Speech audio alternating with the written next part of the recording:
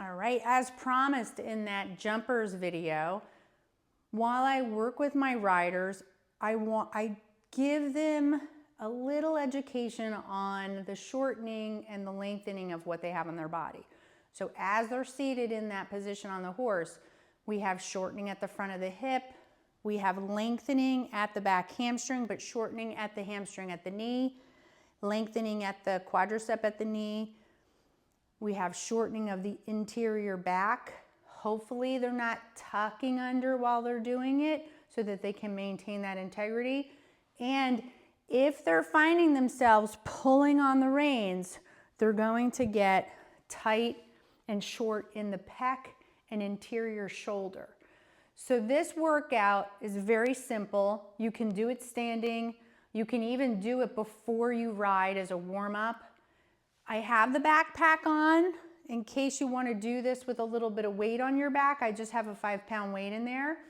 And the first thing we're going to start with is a squat jump. And that's just going to encourage the deep line to move up and keep you straight in this position. So the backpack is pulling me back. Now on the horse, a lot of people for security come forward.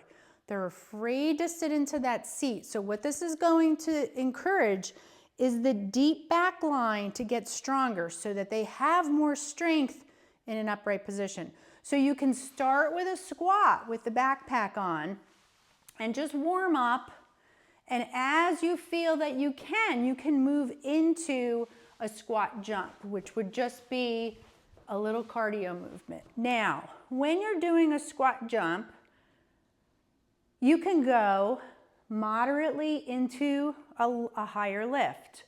When I was in my 20s, I could touch an 8-foot ceiling. Now that I'm in my 50s, not so much. So do your workout according to your ability. If you look at my workout and you go, I could do more than that, that's fantastic. But still keep moderation in key. We don't want to create injuries from doing too much too soon. Always warm up, so your squat is your warm up. Don't do stretches beforehand because stretches are to bring the muscles back to resting length. So that's the first part of the exercise, is a squat into a squat jump. Let's go to the second exercise. One of the things that I find riders having a lack of is a gluteus muscle, primarily because when riders start to learn, they may get a trainer telling them to use their pelvis to push the horse instead of using the rotation of the femur bone. They start to just use the pelvis, and over time that flattens out the lumbar and the glutes can't work properly. So as we pull that hip back, we're going to see those glutes start to come up. So this is going to encourage an opening at the front of the hip where they're short and engagement at the glute where they're weak. So a leg extension is the first exercise, and you can do these alternately so that you can feel your body staying straight, or you can do them one side at a time if you want to add a little extra to the side that may be weaker if I've told you that you have a weaker glute. That's the first one. The second one is with a gentle bend and a squeeze back. We don't want to do this and move the body. We want to just get the glute to contract and open up the front of the hip. Same thing, we can go squeeze, release, squeeze, release, and alternate it. And what that will encourage is it'll encourage you to start checking your postural alignment so that you're not shifting and moving too much. We want to really stay as centered as we can. So that's the second exercise, working on the glute, opening up the front of the hip. The third exercise, I'm going to leave the backpack on for these because it's going to help keep me weighted in my workout and help me keep my deep line engaged. But the third one is tricep extension. And you can do these over the head, sideways. You can also do these one at a time. That's an alternate, and then you can do an alternate half time to double time, reaching over the head. Now tricep is another area underneath that shoulder that's going to get tight with a rider. So it's not just the strength of the tricep because it's a mover, but the flexibility with the length and strength. The fourth exercise is a scapular retraction, and that's really having the hands forward and drawing the body outward in front of you and the shoulder blades inward towards the spine. Now it's a little hard to see. I'm going to take the backpack off, but we're doing a row.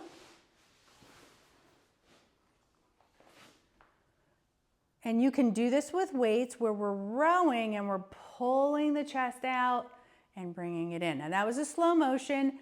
These exercises can be done in a 2 count or a 1 count. You can do 10 to 20 of them. When you start to build, you can add 10% of weight no sooner than 3 weeks. So if I start with a 5-pound dumbbell and I'm doing 10 repetitions, I want to get to 20 repetitions, but no sooner than increasing my repetitions every 3 weeks. So if I do 10 this week, in 3 weeks I can move it up 10%, which would just be 11 or 12. And same thing, you're going to continue to increase once you get to 20, which may take you a month or two, depending on where you're starting with your weight or how the weight starts to feel. Then you can increase your weight, and then you would go back down to 10 again and rebuild it. That's going to give the tendon enough time to lengthen, strengthen, and keep your body in good postural balance.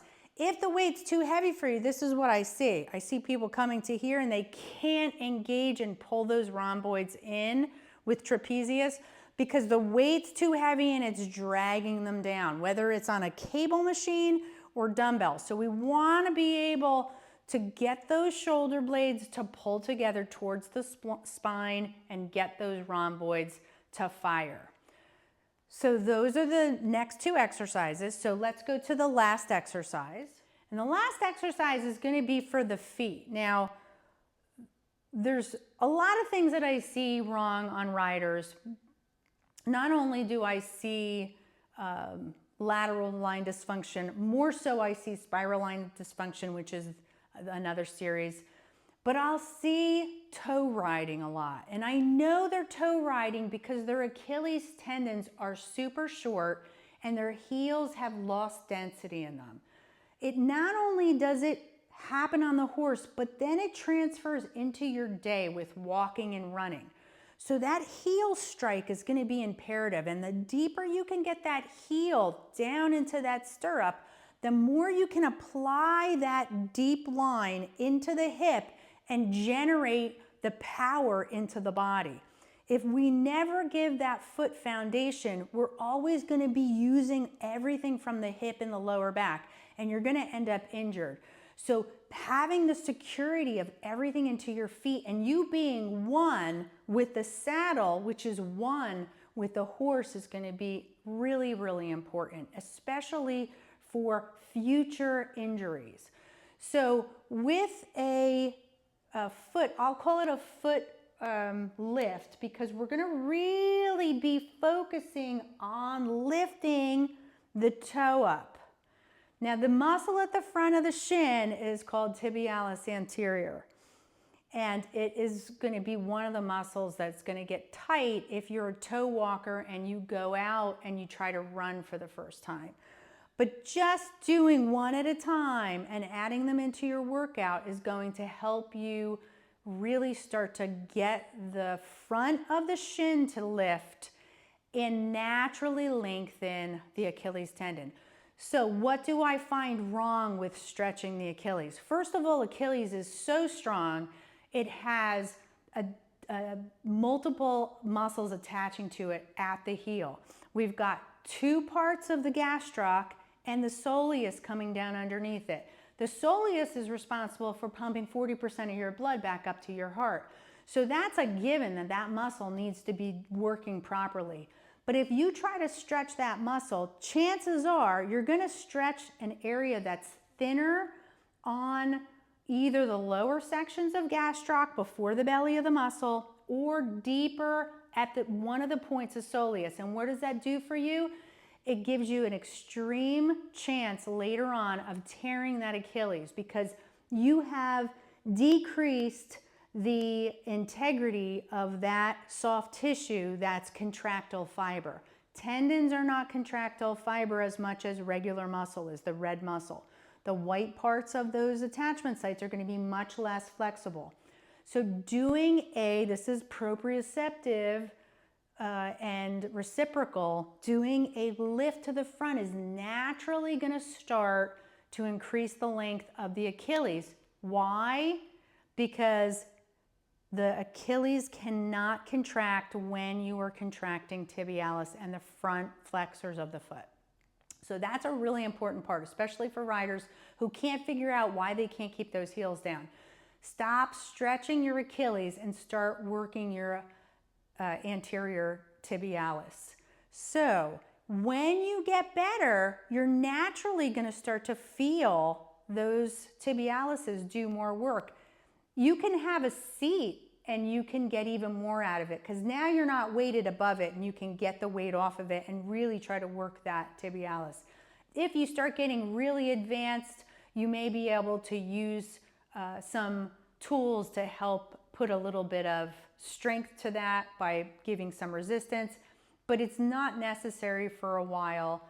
Try to really just get it so that it works well and it's not sore.